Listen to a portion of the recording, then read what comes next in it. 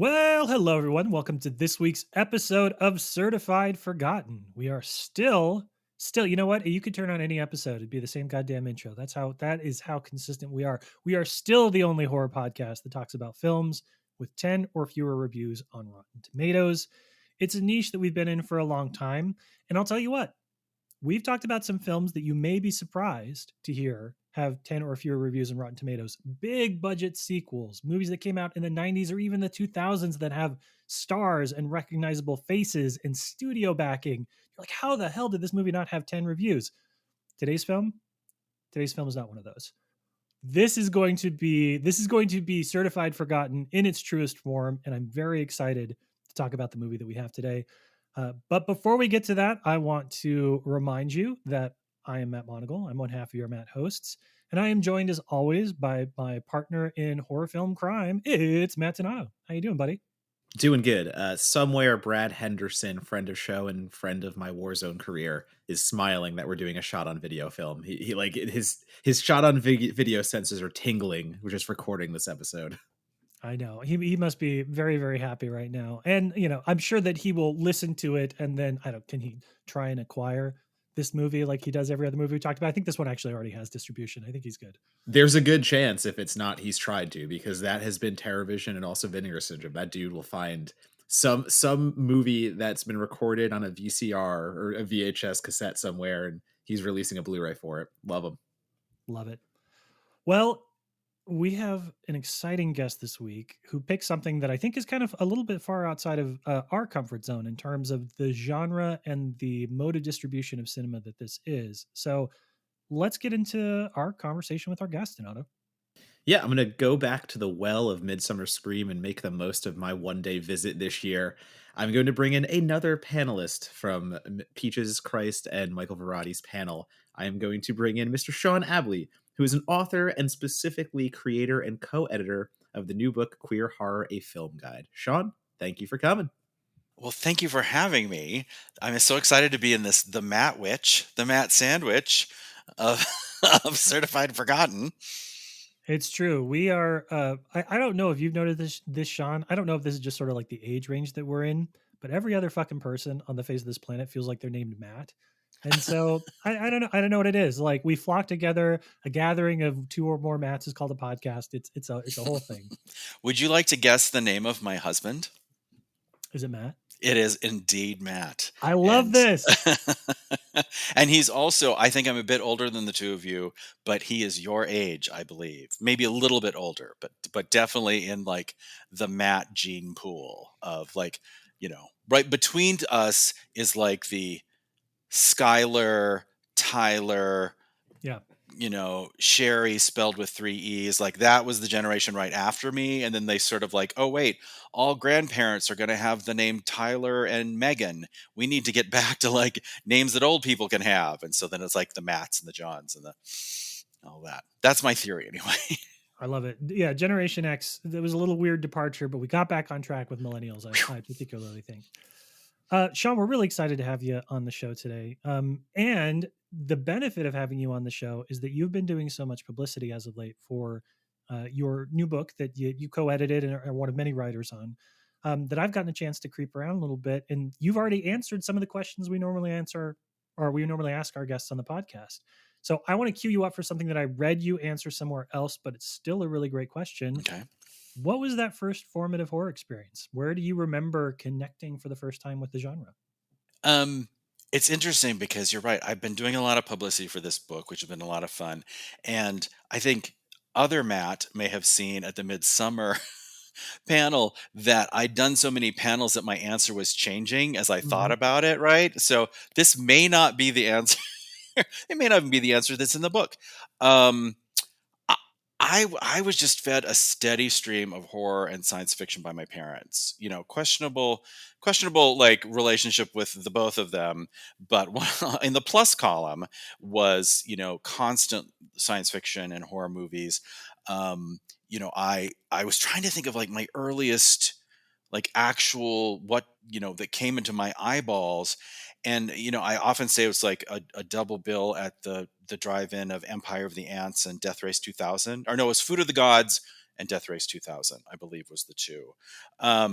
But I was a bookworm as well, so I was reading well above my grade level, and my mom would bring stuff home from the library. Like I remember reading Carrie when I was in, I think, grade school. I'm 58. Let's just set that up so people understand where this is all falling. And I remember like opening the book, and there's that part in the book where it was carved into a desk.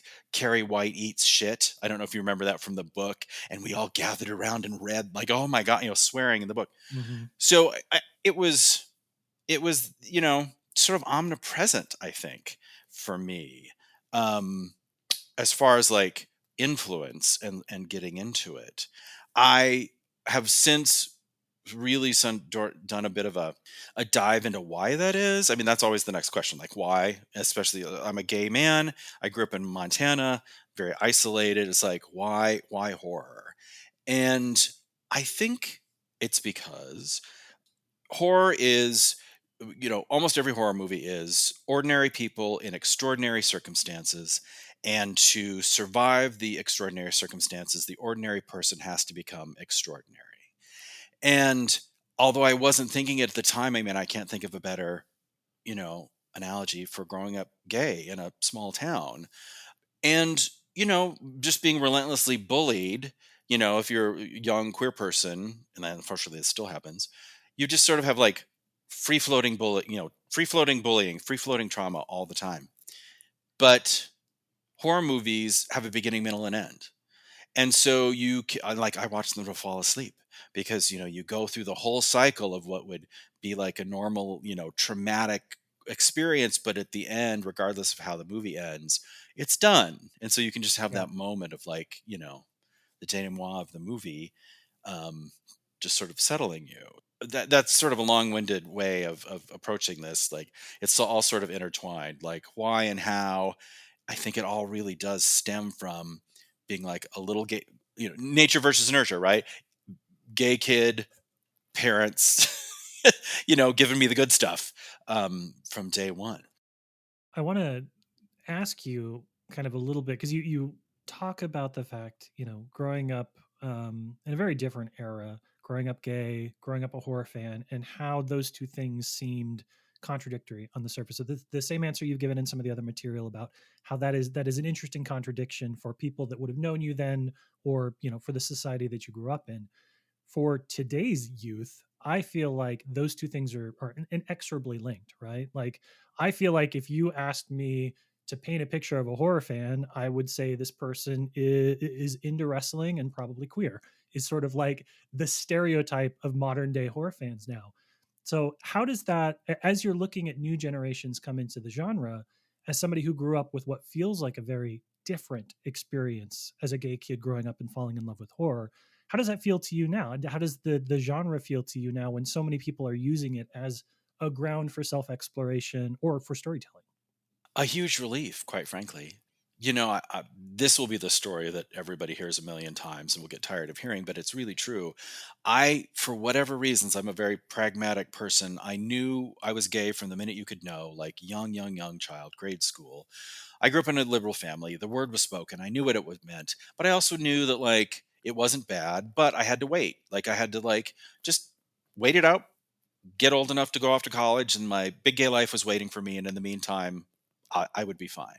Mm, But what I knew about gay people did not line up with like my love of horror movies, because what I knew of gay people, what little was getting to me, was that gay men like the finer things. Gay men were like fussier and like cultured and all of this stuff, and that didn't line up with like my fascination with Herschel Gordon Lewis movies. It didn't, yeah, yeah. and that's where I thought I was going to have no friends. Like I thought I was going to grow up to be a gay man that could never talk about horror movies, because I was like the only horror fan on the island.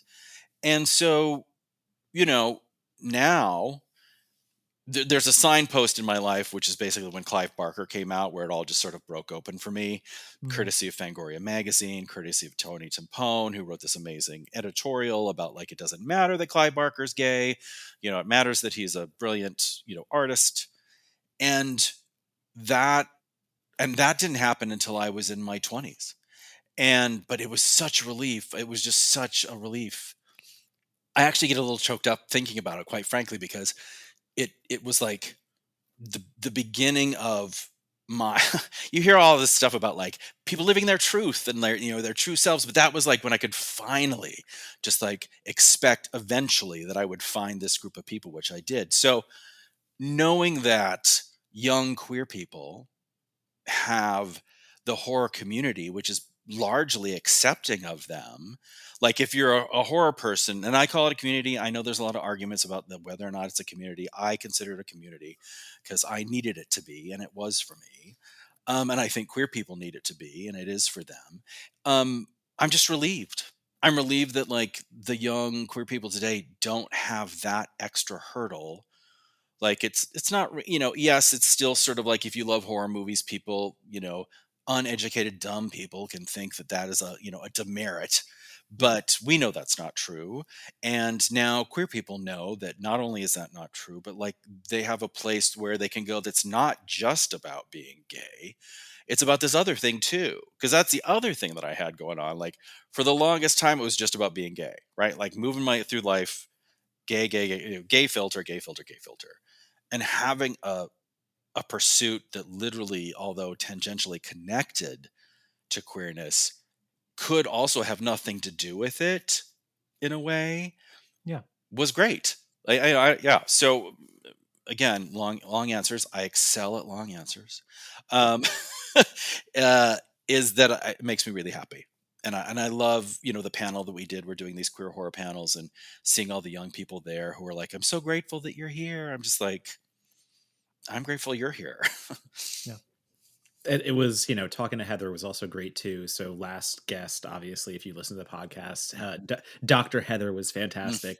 And in talking to Heather and talking about coming on the podcast, even she did, like, they just offhandedly said, hey, like, thank you for having me on too. It's nice to be on a podcast that's not a queer horror podcast and to just be on a podcast. There's no qualifiers, there's no stuff like that. And I didn't even think about it. And obviously that's not patting ourselves in the back, but a little bit of it's not hard to be that accepting. And like, it shouldn't be that hard. It should just be the simple thing is we're all horror fans. Like, but that's what this is at the end of the day. And we just happen to live in a time where on basic cable, sci-fi is the Chucky series, and you no longer even have to find like your queer horror films on VOD. Like they're front and center. They're being created in public spaces, and I think that is exactly. It's just nice. It's a nice thing.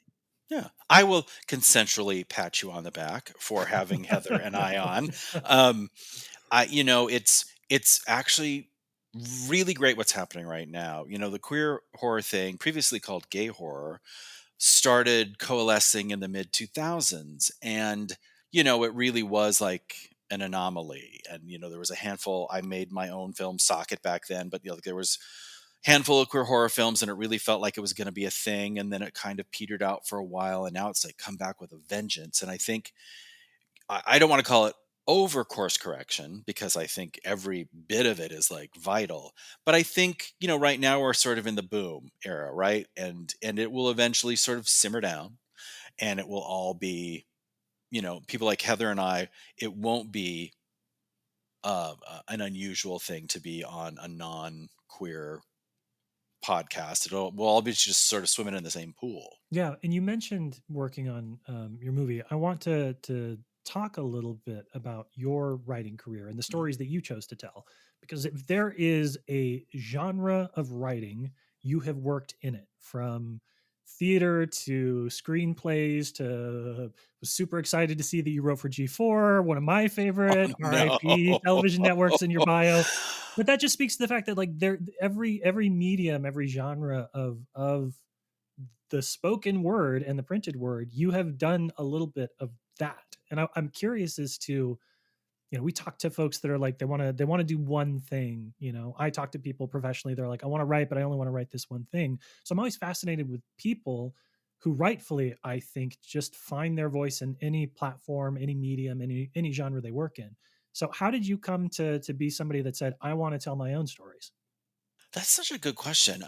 Because the first thing that I wanted to do was write the book that we're going to talk about.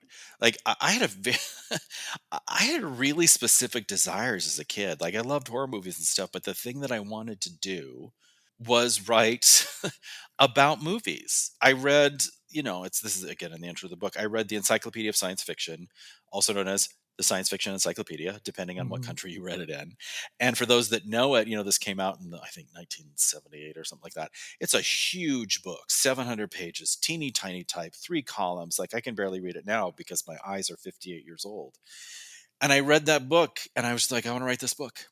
I want to write this book. And so as soon as I got a Famous Monsters magazine in my hand, I I wrote an article that I sent in that was of course rejected. But that was when I just started doing that. But I think the bigger part of that is, I don't know, it's I'm an introvert by nature, but I've learned to be an extrovert for the job. And I thought for a long time that meant being an actor. So while I Mm. wasn't writing as much, I was pursuing being an actor, and I, loved being on stage, but I, I don't know, eyes on me out of that is tougher for me. And so the written word is a way that I can, have some sort of influence on the world and make people feel things and move people, without having to like physically be there, and without having to like it doesn't. I don't know if being a writer would qualify as being an extrovert, but if it does, I'm an extrovert on the page. So I am happy to be there. I am I'm a workaholic because I love my job, which my husband will, my husband has a few things to say about. Yeah. So there's just something about me that is driven to put words on the page that people will be affected by. And I've been lucky enough to write movies and write TV shows and write plays and articles and books. And I don't know, it all feels, the world tells me those are different things, but I feel like they're all the same thing. And that's just coming to me right now. Like, I can't tell you how many times in Los Angeles I've been told, pick one. Yeah. Like I moved to Los Angeles to write for TV, and now I've done that and everything else. And I can't tell you the number of people who are like, you'd be further along in that TV writing career if you would have just stuck to only TV.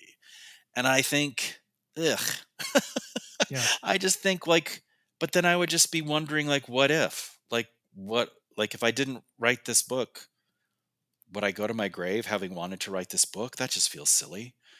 So I do it all. And I just sort of live in the like medium successful writer world, and in all of them, I guess, and I'm happy to do so. Well, I mean, that's a testament to the work ethic, number one, that you have, but also the range, because we talk to people who are multi hyphenates and they've written for as many different mediums. And Yeah. there's always the, well, I like this medium a little more, or I feel more comfortable here, or like the critic who became a novelist who then started writing screenplays. And it's like, what hat do I wear that day and how do I separate it? But you're talking about it with such fluidity and confidence in the fact that like, it's all writing, baby. Like it's all the same thing. And like I think that's a really cool perspective of, it doesn't matter what I'm writing, as long as I'm writing, I'm happy. I have one, like, I'm not a great actor. Like, I can play myself. I've done it, and I've been hired to do it and paid money to do it, and I'm a member of all the union stuff. But I am not confident in that skill. The one skill I am probably disproportionately confident in is putting words on the page. And, the trade-off is like I can't do math. You know what I mean? Like I look at it that way. Like there's like this big checklist as a human being of like the things that you are good at and not good. And like me, like I can put words on a page. I can't run a marathon. I can't balance a checkbook. I rise to anger quickly behind the wheel of my car. But I just look at it as like, uh, without like ego, again pragmatic. It's not that I feel like I'm so amazing, I just know that I have this skill. So yeah, and I'm lucky enough to be able to do it as much as I want, honestly. And if I can do our best impression of a book podcast, what is your writing routine? um I go to bed at night imagining the cup of iced coffee I'm going to have the next day, Nice. and which is completely tied into my writing, and thinking about which of the handful of coffee shops that I rotate through in Los Angeles that I'm going to write at that day. For the record, there are two Miss Melbournes in West Hollywood, and then there's Bolt Coffee in East Hollywood. Um, and then what do? I decide what I'm going to work on that day. So I'm working on so many different things. Each day is a different thing. So one, like for right now, one day of the week is I'm working on the archive project for the theater that I founded in Chicago in 1992, the Factory Theater, where it's 34, I guess, 32 years old right now. And so I'm doing the archive project of gathering all the plays that we did over those years together. So that's like Monday. Tuesdays are the Patreon, and I do that for accountability because if I didn't, I would never finish it. And like Wednesdays, I'm working on a screenplay for somebody, and then Thursdays are, you know, uh, probably shooting videos for the Patreon or working on the play. Like right now, I'm in Buffalo for a play, and so like that would be rewrites that day, and then Friday is like free day. And that's just like, what haven't I touched in that week? So that's what I'm doing right now. But at other times, like there's an article for Fangoria that needs to be done. I'm lucky enough to be writing for the magazine that I like basically ushered me into my whole gay self. Still, yeah, it's just sort of what needs to be done at the time. And I have the luxury of not having to start early in the morning. I'll, probably get to the cafe sometime between 10 or 11 in the morning. I'll work until 5 or 6. Then my husband and I will go to the gym because we're gay.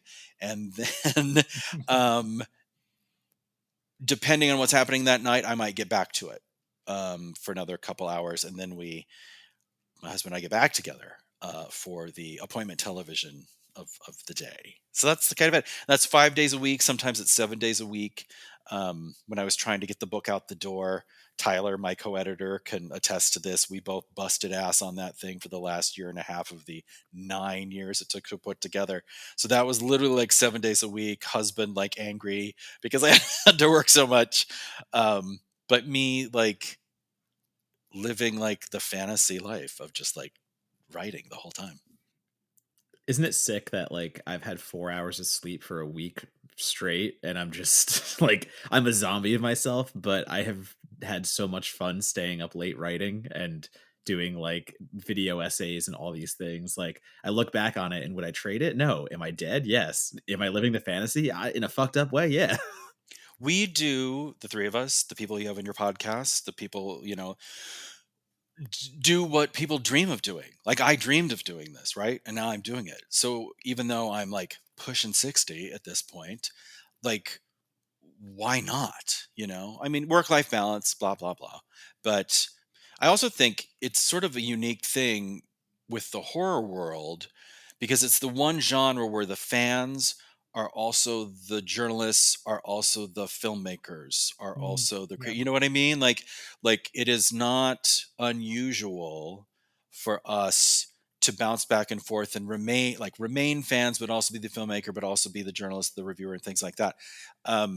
So it is, I don't know. I think that affects it. I think that might be one of the reasons why we like push ourselves so hard because we get to do all the pieces of that, right? But there's only 24 hours in a day, so you just have to kind of make the time. And talking about the book, one of the things that you talked about in some of the other interviews that I read, which I thought is an interesting point, I want to bring it up here too, is the notion of sort of like canon building versus gatekeeping, and how the moment that you sit down and say, we're going to define a list of stuff that we think represents X, Y, or Z, Hmm. there's an active addition and then there's an active subtraction. You Hmm. can't possibly write, a 9,000 page book that has, I'm sure, every movie title that you wanted in there. But I like the way that you've talked about it as an active curation of saying, like, here's the stuff that needs a champion and the things that we want to bring some attention to. Obviously, that's near and dear to Donato and I's heart too. So, can you talk a little bit about the process of sitting down and trying to say, let's take the history of cinema and let's start deciding the things we want to shine a light on? Yeah, it was. The sort of mindset of the book, and just for me in general, really evolved. It started out, well, I'll just use the book as an example. It started out as, oh, there's a hole in this genre of books and I want to write nonfiction books. So I guess I'm going to be the guy to do that. And I reached out to some other dudes that were gay and like, hey, let's write this book. And I thought it would be, the initial list that Daniel Kelly of the Boys, Bears, and Scares website had. He was already kind of doing this work. Had was like a couple hundred titles. And I'm like, oh, we'll just write those up and it'll be done in a year. And then at some point, I was like, oh, wait, we can't not have sleepaway camp in this book, because originally it was just going to be gay. Like I was just going to write just gay content, but Mhm. we can't not have the hunger in this book. So then we opened it up, and um, the criteria for inclusion was sort of any content. It wasn't about creators. That's actually my Patreon. It was content. And um everything from, like, obvious things like Nightmare on Elm Street 2 to like that. I bring this up frequently because it really was just like seminal. You ask about like my early experiences with horror, and here's one of them. The moment in The Shining where Wendy Torrance sees the guy in the tuxedo getting the beej from the Mhm. dude in the dog costume. And that's the moment in The Shining where the Kubrick is trying to show that the hotel is mean, and so the ways that it's mean is like blood coming out of an elevator and somebody getting a blowjob. And but for which of course you look back on that, like that's Stephen King's problematic relationship with gayness is well documented. But even though I do love him, but for me that was like gay people. Like I was so excited. Like there's Yeah. gay people. I see myself, and I heard Heather talk about like expectations and how. And I just want to yes and her. I hope people have already listened to that episode where she's like, we were taught not to have expectations, so any little crumb that we got was exciting. So I wanted to make sure stuff like that was in the book, right? So people could have that moment of like, oh yeah. But there's also that whole bigger picture of like what is horror, and Mm. is it a horror, is it a thriller? And I'm so not interested in that. Like that's kind of how I approach this book. Like there's still, like, we put Basic Instinct in there. Is that a horror film? It's a thriller, like, and it fits the bill. um so I don't know if this is actually answering that question, but I feel like, well, okay, uh, another part of the gatekeeping, I think, and I think I know the interview you're referring to is with my friend Sheila. Um, it's like who gets to participate, and I think there is a bit of a like gatekeeping in the sense of I really try to stay away from like judgment about movies, but I was not a fan of the recent Halloween franchise trilogy. And my sense of that was the reason, and I am on board for like like the worst horror movie, quote unquote the worst. Like I'm on board, but that felt like people dabbling in horror because it seems like it would be easy. Mm. And I understand the pushback against that when it comes to the genre that we love, because again, we're the fans, we're the filmmakers, we're the journalists, we're like the creatives, we're everything. And so we feel like we've earned this like keys to the gate. But you know, it's important to not be though, like to not like, it's like nerds being mean to nerds. Like we shouldn't do that. So like we should be the like welcoming, the welcoming force when it comes to that. And I think that um boy, now that eyes are on me, I really hesitate to make statements like this, but I think that the remind me, David Allen Green, am I getting David Gordon Green? Am I getting his name right? Gordon Green, Gordon right? Green, yeah. I think he may have learned a little lesson with that Exorcist movie. I think that we were so excited about Halloween coming back that we maybe let some stuff go by that maybe wouldn't have normally lived up to our personal standards as the horror community. And then people got crazy about it and he got handed The Exorcist, and then that movie didn't do well. And now, maybe in a generous reading of the situation, perhaps now that he's in it, he can take a look at that and maybe approach the genre with a little bit more care and reverence. And that is me talking out of my ass. I don't know this guy. I don't know anything, anything about him really, but I think I have a pretty good bullshit detector when it comes to these things, and I rarely am like, you don't get to be part of this just because I think, I'm rarely like that.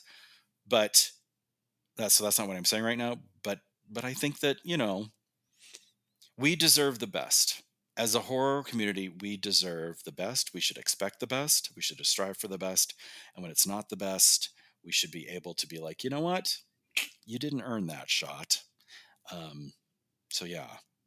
Again, long answer about gatekeeping, but that is something that's just been on my mind a lot recently, actually. Mm. Yeah, and I mean, it's just the thing of as long as it's a conversation in my mind, like we are all horror fans and lovers. The side of it that I am on as a film critic, it's often, well, yeah, you don't actually like movies, you just hate them, blah blah blah, and that is so far from the goddamn truth. Like to be a film critic, you have to love movies, and like I love horror movies as well.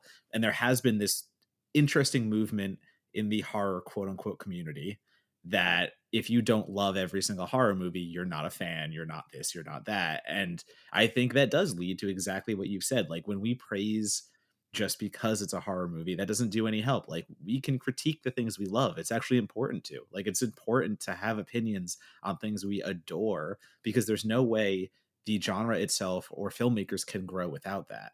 Mhm. So I think like that is so important, but just to have conversations and that's it. Like it was, I forget who I was talking to online, but I was a fan of a movie that someone was not, and it was like a dear friend. And she like just responded with a, "Oh, I don't agree with you." And all we had was a conversation on Twitter that was like, "This is what I think. This is what I think. Cool." Like we've lost that art of just having a friendly little debate about what we think because at the end of the day, that changed nothing. Mhm. Because we've been conditioned that if I don't like something and you don't like something, we have to fight about it. Like it's all gotten so unhealthy and I just miss the times that I can go online, post something, and have lively debates with people that didn't have to devolve into pure name calling and bullshit. There was a time when we went to the movies as groups of people, and the discussion about the movie was on the way out to our car. You know what I mean? Like, and that was where we had the debates and like stood in the parking lot, and it wasn't with the world. It was like with our group of friends, and the stakes were lower. And then, next week and there'd be another movie. I, it's interesting you talk about reviewing because I have resisted reviewing movies for a long time because my philosophy, actually having made some, is that it takes, even for the worst movie, it takes 1,000% more effort to make a movie than it does to watch it and have an opinion about it. That doesn't mean that film criticism has no value. It's just that I approach it with like, who am I? Right. But now I've written, edited, created a big fat book of 900 reviews of movies. And I, I really had to like decide what does that mean for this book, right? Like, I don't want this book to be the like career killer or like any like ruining people's day because I wrote about their movie and I didn't like it and here it is in a book forever, like, and also as it's not, who am I to tell people not to spend their $15 on a movie, that kind of thing. Yeah. But I do think, like we've already said, that we owe it to ourselves to have a critical eye. So yeah, it was interesting because I really, there was a moment in the life of the book where I told all the writers to really go in hard if they wanted to. And then I was reading some of my own pieces. And I remember I sent one to Michael Verratti, and I won't say what movie it was. And he was like, oof, yikes. And it was in that movie, a moment I was like, oh, wait, no. Because if this is the book of record, do I want to be on record as that guy? No. And do I want to be on record as like telling somebody like what movie they should no. I just want to let them know what's out there. So yeah, to your point, I don't consider myself a reviewer. Like, you are a reviewer. But now that I've, dabbled in it, edited a 300,000 word book about it, I look at it a little differently now. And I think That is actually kind of a perfect transition. The conversations that we had about, the historical placement of a film, films made with earnestness, and the enduring and flexible reception the movie can have over time. That actually feels like it's a pretty good jumping off point for our conversation about 555 today. So we're going to take a quick break, and when we come back, we're going to talk about Wally Koz's 555. We'll be right back.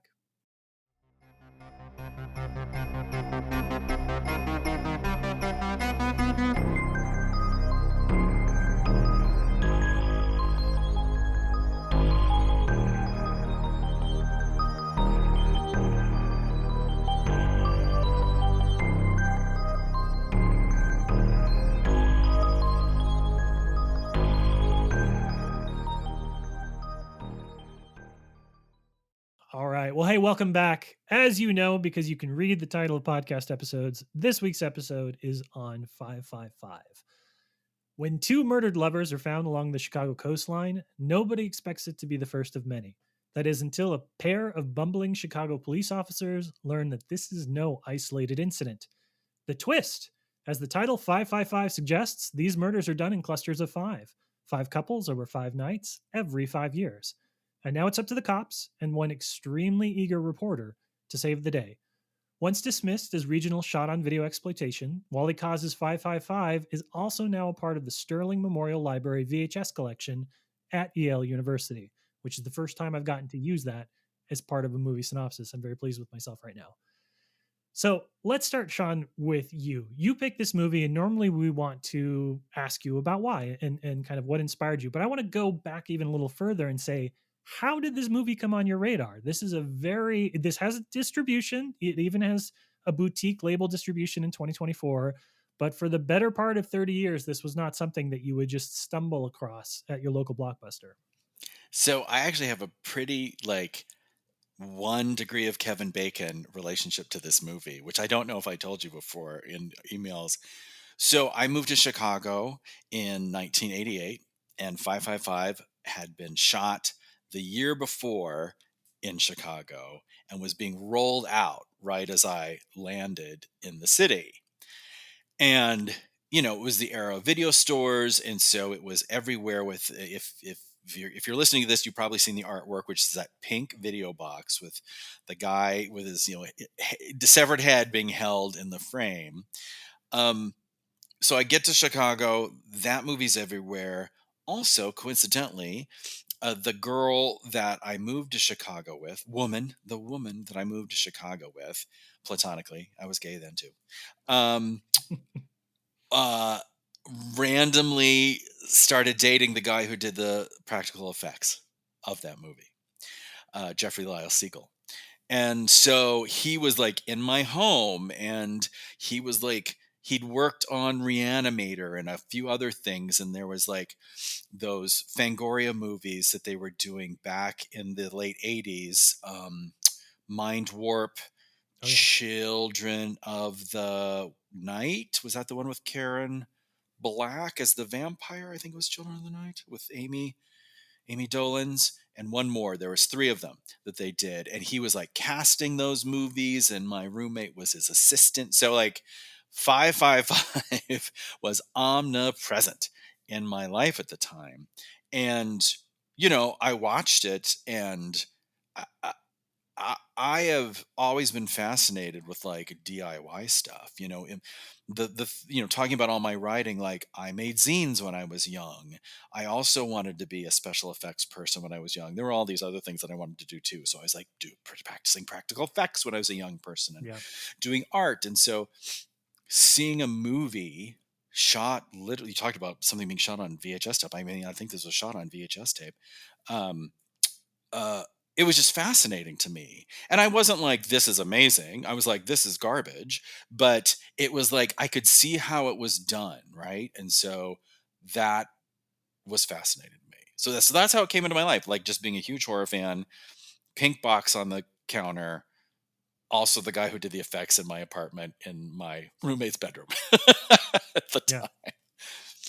And as you've certainly dove into the history of horror and things like that, I'm curious about the locality, the hyper locality of it too, because I feel like one of the things that when you peel back a corner of 555 is you get quickly the realization that this is the kind of movie that was being made, or a version of it was being made in cities across America, especially during the 1980s, right? Like we think of, even when we think of like the video nasties, we think of maybe like New York, right? Movies are being shot in New York, LA, of course. Chicago, you had a 555. Small communities were shooting their own horror films. Scary Movie, the John Hawkes movie that was shot in Austin in like the early 90s, is a great example of like regional horror. So, how would you, when you talk about regional horror, what do you think is the value in introducing people that maybe don't have connections to a film? The value, how do you get them to see the importance that these may play in both like a local and a horror? Right. Well, so if your roommate wasn't having sex with a practical effects person in 1988, Big um, caveat. right, asterisk. I think what's interesting looking back is when I discovered that movie, I had no idea that there were little pockets of filmmaking all over the country at that time.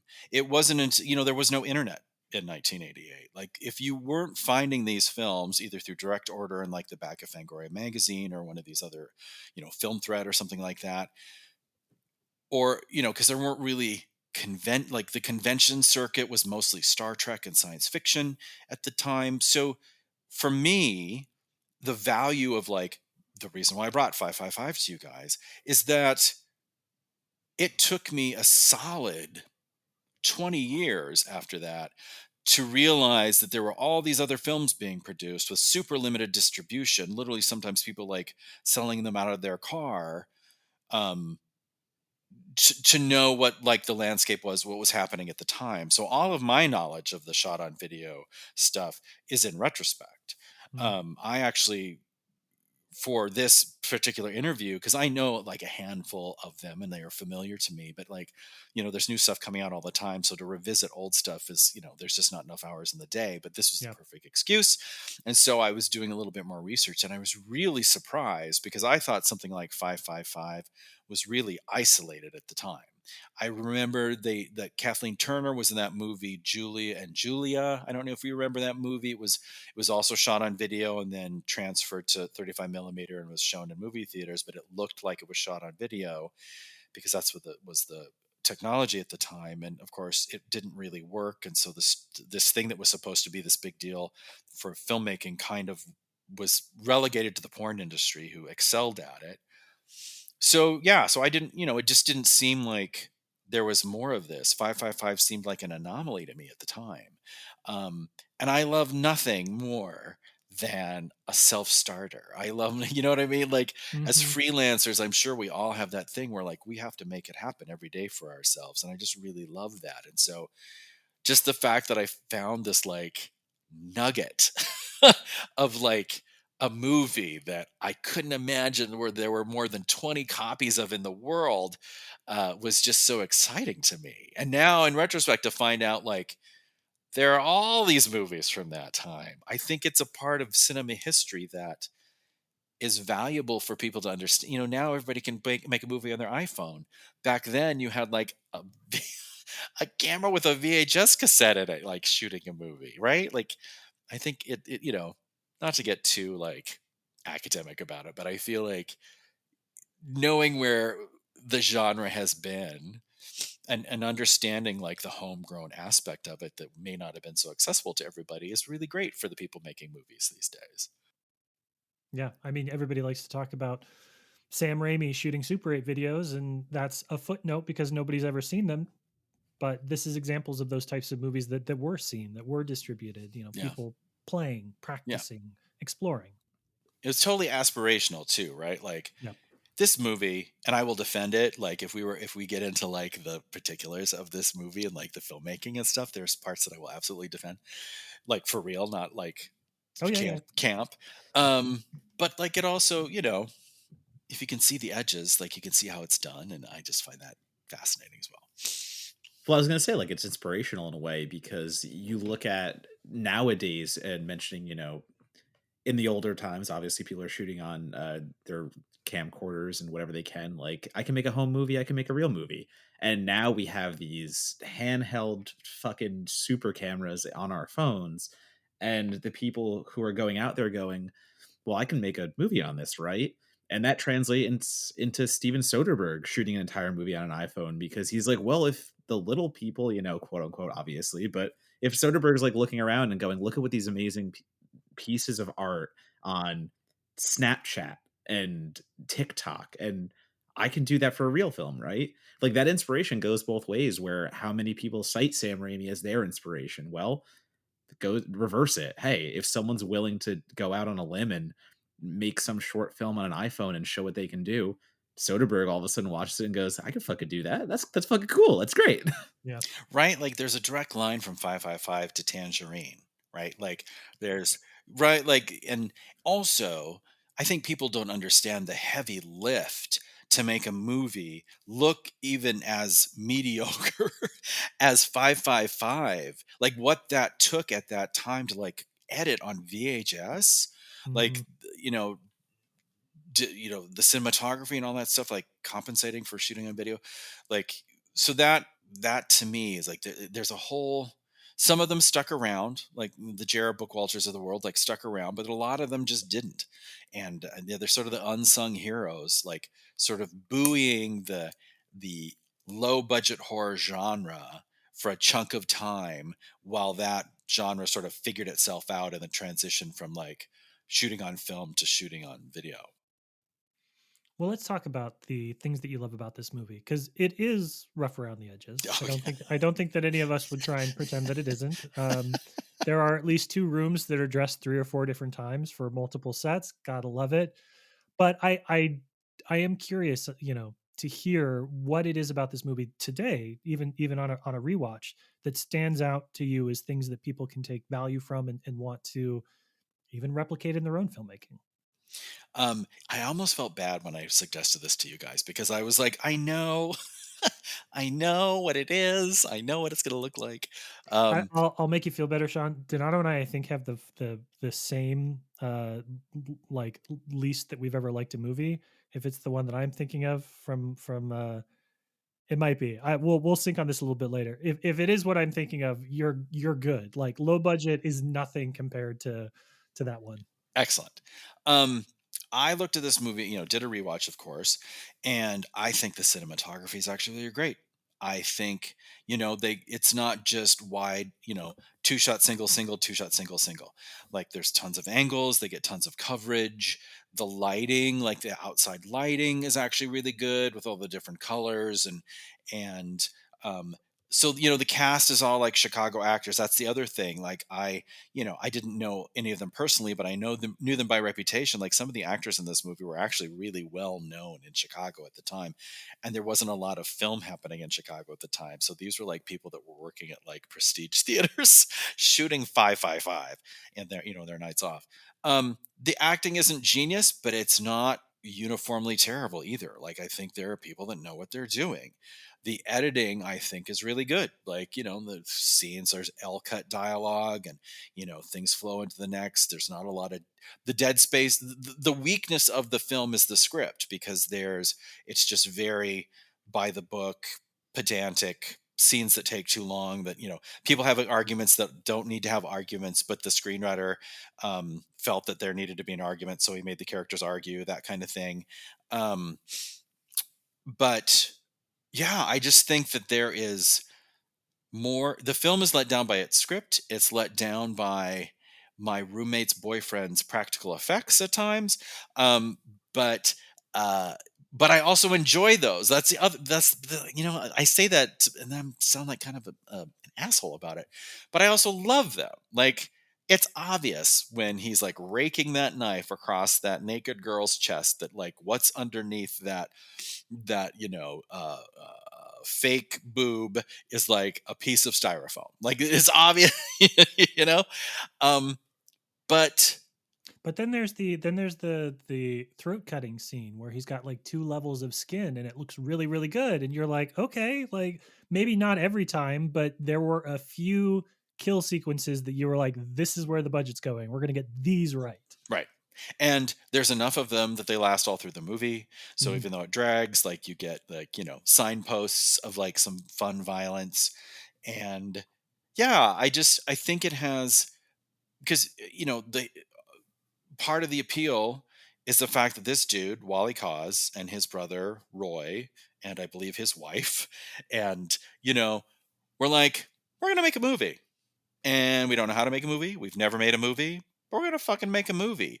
And then they made this movie, which, like, who taught them about editing? Who taught them about cinematography? Because if you go on IMDb and look at the credits, there are literally only 3 people that have more than this credit on their IMDb, and that's this practical effects guy, one of the actors, and it's not the same. Oh, and well, and the featuring Frankie Hollywood Rodriguez, I think, has a couple credits. But yeah, nobody had previous credits. Nobody had subsequent credits. And so it's this weird lightning in a bottle thing where I just, had he, I guess he got it out of his system. I don't know. I really wonder why he didn't do another one. But the fact that he did this one, um, homegrown, makes me happy just knowing that. Yeah, it is. I'm going through my so Monocle. I thought was going to tee me up to be like, so what do you think about it? But I'll jump right in because I don't have, or let me put it this way: for as much as I love my schlock cinema, and as much as that's where I gravitate towards in my downtime. I love seeing the worst of the worst. Again, Demon Wind is my go-to. That is the kind of Mm. movie I'm looking for in my own personal time. But like shot on video is still a huge gap for me. There's so many blind spots there, and I've only been able to watch as much as been recommended to me. And like I said, shout out to Brad Henderson. That is his shit. I subscribe to TerraVision's club and I get whatever bullshit he finds and distributes. I'm watching Hell's Highway. I'm watching all that shit. And it has been very intriguing to watch a movie like 555 because I see all the elements like that are there. The gore, honestly, I thought was quite good in parts. Like the beheading stuff. Is it real? No. But did you, with your budget, pull off a practical beheading that I'd still rather watch 10 times in a row versus like the CGI bullshit that we get nowadays? Yeah. Yeah. Like I'm into the filmmaking spirit as much as I am the quality of the movie.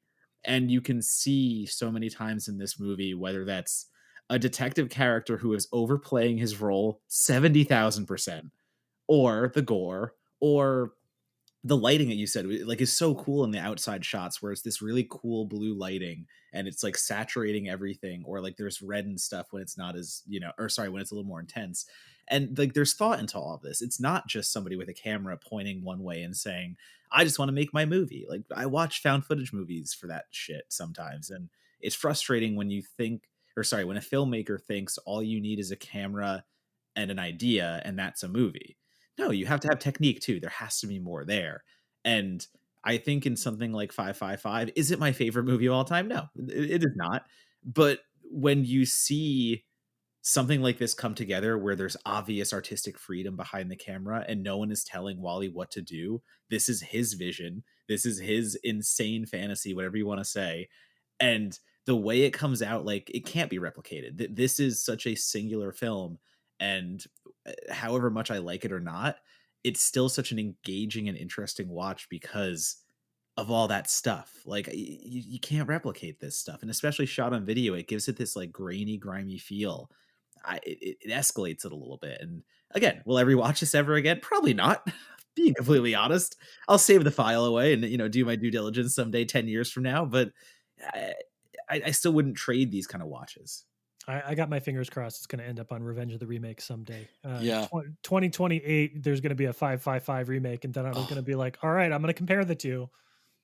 I so the interesting thing is also in the now that I'm in retrospect, like looking at this genre more, it doesn't have the vision that some of these other folks had that continued, right? Like I just watched Splatter Farm, the Polonia's film, which I adored, and it's so like dreamy and weird and surrealistic and creepy. Like the 555 doesn't have that. 555 is a guy who was like, I can make money doing that. Like, let's talk about the like dipping into horror because it's easy. Like, I think that's probably what he did, and came up with something very singular and sort of the same as other stuff. And the appeal is the lo-fi and the like, let's make a movie aspect of it. It isn't the fact that it's like breaking a lot of boundaries. like that, or Boarding House, or I just watched what was the one I just finished watching. It was the one where they all go to a Sledgehammer, or movies during that time that really had something to say as far as like filmmaking style and vision. This was just like a cash grab that I think turned out to be interesting. But I do think that there's part of what makes this movie interesting to me is the fact that it is conventional, right? Like my wife read the synopsis of it on Wikipedia or IMDb, and she came up to me afterwards and she was like, "So how'd you enjoy all that necrophilia?" And I was like, "It really isn't that like it's not in there that much. Like for a film that came out in the 80s, was shot on video, is described as like this underground object of cult exploitation." I was like, this is kind of tame, not in a pejorative or derogatory way. I was like, what the director set out to do was, yes, do some of that stuff that would get you an X rating and could only be distributed on video, but 80% of this movie is police procedural stuff. It at least appears in watching it now that this is an attempt to do, for lack of a better comparison, David Fincher's Seven, right? He went out to make a movie that was a conventional police thriller, a procedural with these like high points of gore and extremism that they knew was going to be the selling point. But you referred to the box cover, Sean, which is an amazing box cover. It's kind of not that vibe. It's kind of like three cops in a room talking shit to each other for most of it, and in a weird kind of way, I respect that. It feels almost easier to me to go make something that is non-narrative and just a series of screams and splatter than it is to try to make something that is kind of commercial, or your attempt at realizing what a commercial movie would look like if you made it in Chicago on video for like, $1,200 or whatever. Yeah. It's funny because I think about this the same way I think about cruising, which I've been talking about a lot recently, which is the aspirations of the filmmaker, right? Like Wally Koz thought that this movie was good enough. He thought that this movie was going to be good enough to compete with like studio low budget movies, right? Like he went Yeah. into it thinking that this was, and what I say about cruising is like William Friedkin was like, thought that every adult in America wanted to see a movie about gay leather bars. You know what I mean? Like he made it for general release, right? So Yeah, it's yeah. like, he thought that a couple on a date wanted to go to a movie where gay men are being murdered while they're having sex.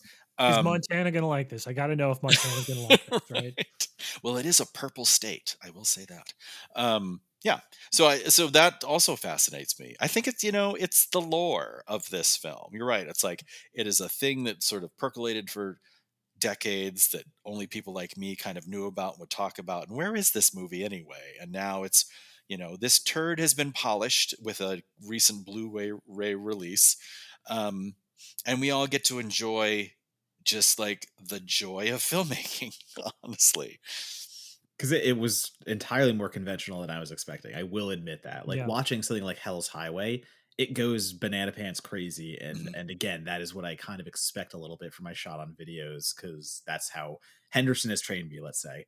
But the way this is just three cops in a room talking for most of the movie, or the singular journalist who is getting just the worst misogyny I've ever seen in a fucking movie.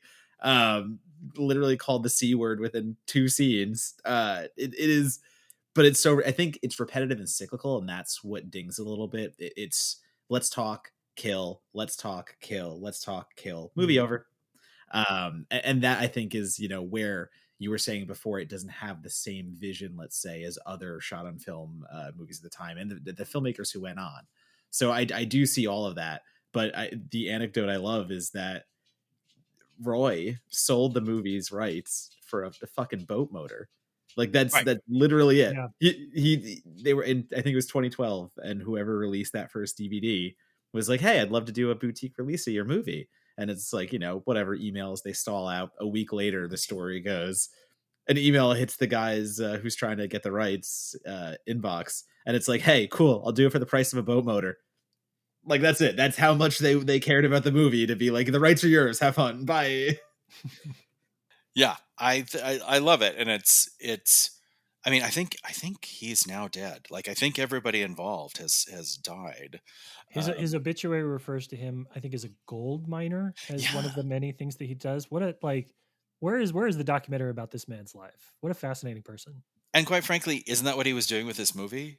Like, like literally, like, this is the version of sitting by a stream with a pan. Like, Yeah. I think there's gold in them there hills or video camera.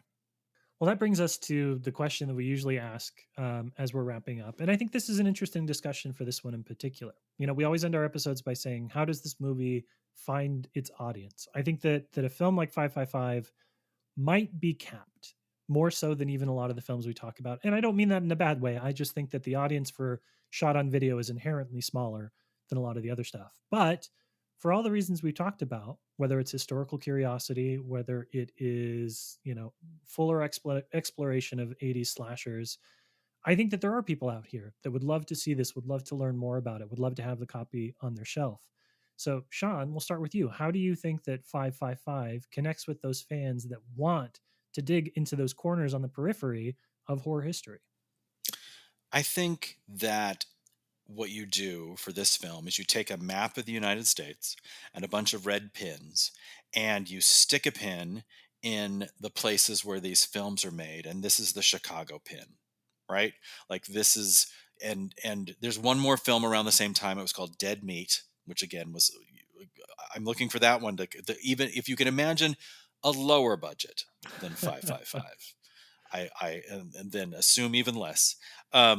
Yeah, this would be the Chicago pin, because honestly, strangely, if you know these places that didn't have as many resources were making films like this, you would think that there would have been more of this in Chicago, and there really wasn't at the time, because Chicago's a theater town for one thing, and the weather half the year makes it hard to shoot anything for any length of time. Yeah. So yeah, so that would be it. Like, if you're looking for regional horror, um, and regional horror is typically low budget, and a big chunk of it is shot on video, this is the Chicago red pushpin in the map. Sounds like we need a book that is the diners, drive-ins, and dives equivalent of regional horror cinema, Sean. Just saying, if you're not booked for the next 20 years on your project.